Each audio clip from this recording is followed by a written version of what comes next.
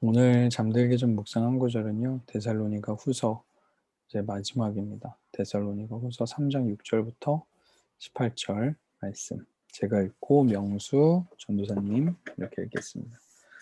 형제들이여, 우리가 우리 주 예수 그리스도의 이름으로 여러분에게 명령합니다. 여러분은 게을리 행하고 우리에게서 받은 전통을 따라 살지 않는 모든 형제를 멀리하십시오. 여러분은 우리를 어떻게 본받아야 할 것인지 스스로 알고 있습니다. 우리는 여러분과 함께 있을 때 게을리 행하지 않았고 아무에게서도 음식을 값없이 먹지 않았고 도리어 여러분 가운데 어느 누구에게도 짐이 되지 않으려고 수고하고 고생하며 밤낮으로 일했습니다. 이는 우리가 권한이 없어서가 아니라 우리 스스로 여러분에게 본을 보여 우리로 본을 삼게 하기 위한 것입니다. 우리가 여러분과 함께 있을 때에도 여러분에게 명령하기를 누구든지 일하기 싫으면 먹지도 말라고 했습니다. 내가 들으니 여러분 가운데 몇몇 사람들이 게을리 행하고 아무 일도 하지 않고 참견이나 한다고 합니다.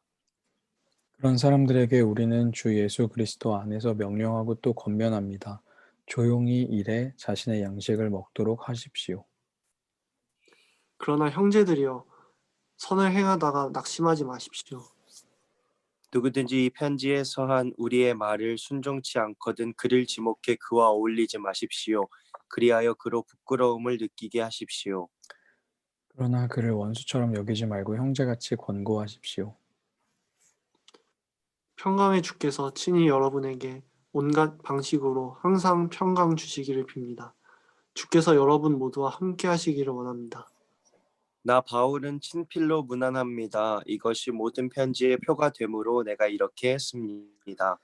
우리 주 예수 그리스도의 은혜가 여러분 모두와 함께 하시기를 빕니다. 아멘. 아멘. 데살로니가 후서가 이제 이렇게 끝이 나는데요. 마지막으로 바울이 이제 하고 싶은 이야기는 신앙은 보여주는 면이 이제 있다는 거죠. 6절에 보니까 형제들이여, 우리가 우리 주 예수 그리스도의 이름으로 여러분에게 명령합니다. 여러분은 게을리 행하고 우리에게서 받은 전통을 따라 살지 않는 모든 형제를 멀리하래요. 그러니까 믿음의 선조들의 삶을 흉내내라는 거죠. 받은 그 전통을 따라 살으라는 거죠.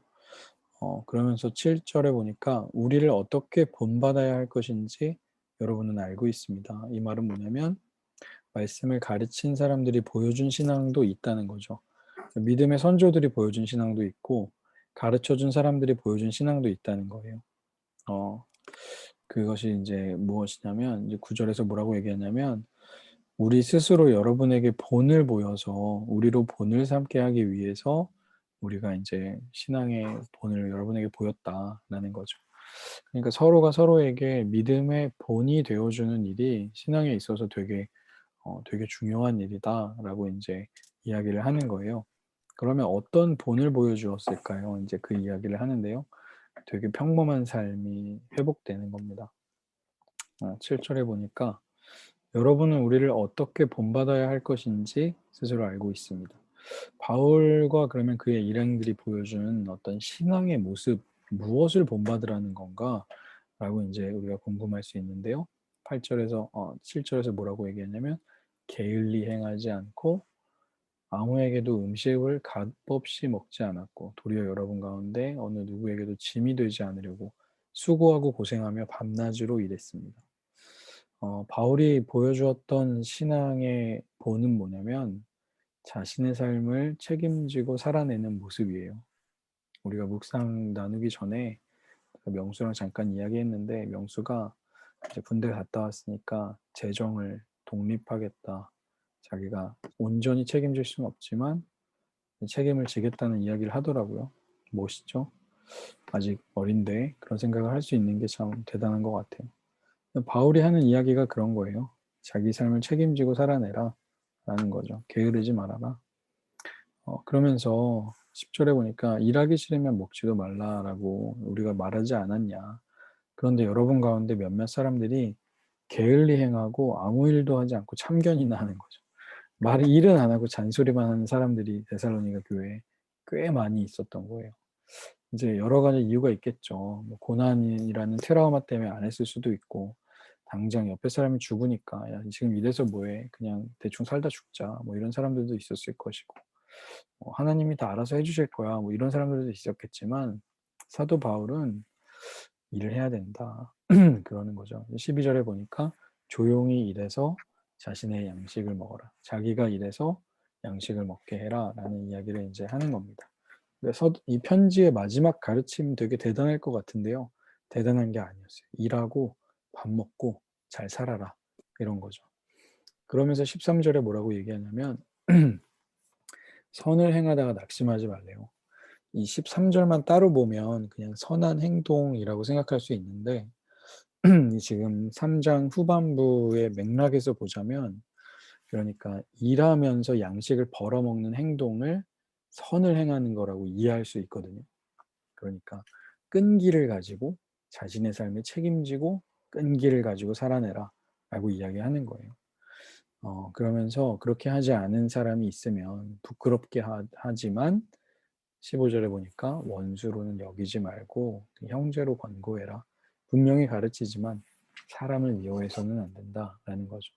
그러니까 사도 바울이 이야기하는 건 뭐냐면 신앙은 우리의 아주 평범한 삶을 회복시킨다는 겁니다.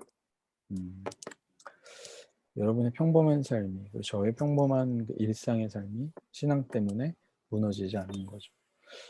이제 바울은 마지막으로 인사를 하는데요. 모든 때와 모든 상황 가운데 하나님의 평안이 함께하기를 인사해요.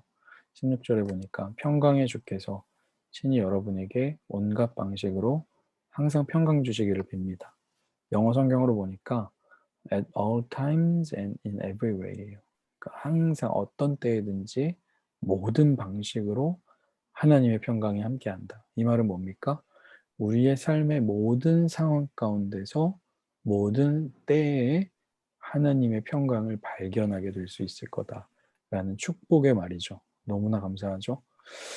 그러면서 주의 은혜가 함께 하시기를 빕니다. 라고 이제 편지를 마칩니다. 하나님의 함께 하심은 한계가 없다. 어느 상황이든 어느 때이든 그분의 평안을 누려라. 라고 이야기하는 겁니다.